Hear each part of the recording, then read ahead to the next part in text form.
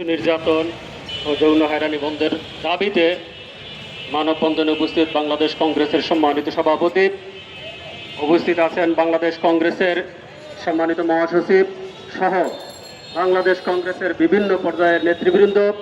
এই মানববন্ধনে সকলের উপস্থিতির জন্য সকলকে আমি আন্তরিক ধন্যবাদ জানাচ্ছি। আজকের যে টপিকস, আজকের যে বিষয়, অত্যন্ত একটি গুরুত্বপূর্ণ বিষয় নিয়ে বাংলাদেশ কংগ্রেস আজকের জনসমক্ষে দাঁড়িয়েছে।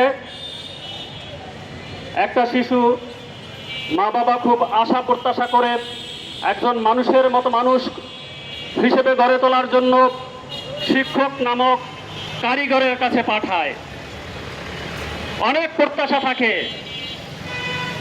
কে কি হবে কেউ জানে না। আমি একজন অ্যাডভোকেট, আমার মাধ্যমে কি হবে এখন নির্ধারিত, কিন্তু একটা শিশু ও ভবিষ্যতে কি হবে এমনও হতে পারে যেই শিশুটা যৌন হয়রানি করে, ধর্ষণ করে, 4 টুকরা করেছে, এই শিশুটার হাত ধরে বাংলাদেশের পরিবর্তন হয়ে যেতে পারত। এই শিশুটা জাতিসংঘের মহাসচিব হয়ে যেতে পারত। অত্যন্ত পরিতাপের বিষয় বলতে হয়, বাংলাদেশের মতো একটা মুসলিম কান্ট্রিতে একটা শিশুকে ধর্ষণ করে 4 টুকরা করা হয়। একটা শিশুকে ধর্ষণ করে আলেম নামক ভণ্ডদের মাধ্যমে আগুন জ্বালিয়ে দিয়ে পুড়িয়ে দেওয়া হয়। এর চেয়ে জঘন্যতম কাজ আমি মনে করি এই পৃথিবীতে আর নাই। এই কর্মকাণ্ডে যারা জড়িত এরা মানুষ না, এরা পশু। এদেরকে মানুষ হিসেবে গণ্য করা যায় না।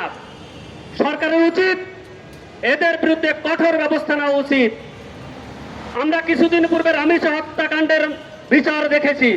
4 থেকে 5 দিনের মধ্যে বিচার কার্য সম্পন্ন করেছে। আপনারা দেখতে থাকেন। মৃত্যুদণ্ড দিয়েছে, মৃত্যুদণ্ড কবে কার্যকর হয়?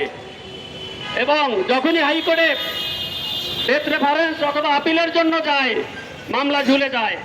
এরপরে আমরা সেই রায়ের কার্যকারিতা দেখতে দীর্ঘভাবে আমরা চেয়ে থাকতে হয়। কবে কার্যকারী হয় আমাদের কেউ জানা থাকে না।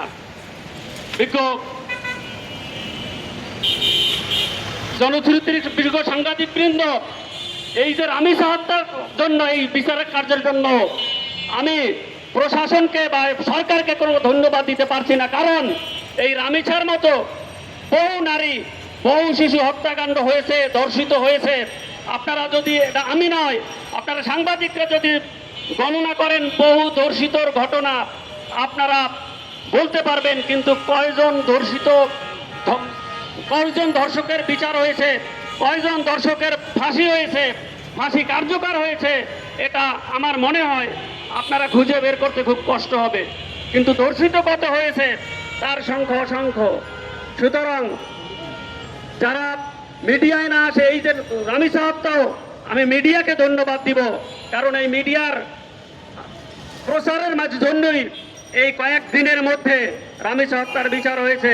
আমার নিজের কাছেও এভাবে ধর্ষণের মামলা হয়েছে, বছরের পর বছর ঝুলে আছে, কিন্তু বিচার পাচ্ছি না। আমি সরকারের কাছে অনুরোধ করব, স্বরাষ্ট্রমন্ত্রীর কাছে অনুরোধ করব, আপনারা কঠোর হন। আপনারা নারী নির্যাতনের বিরুদ্ধে কঠোর হন, নারী ধর্ষণের বিরুদ্ধে কঠোর হন। কারণ কোরআনেও কিন্তু আল্লাহ নারীদের সম্মান দিয়েছে।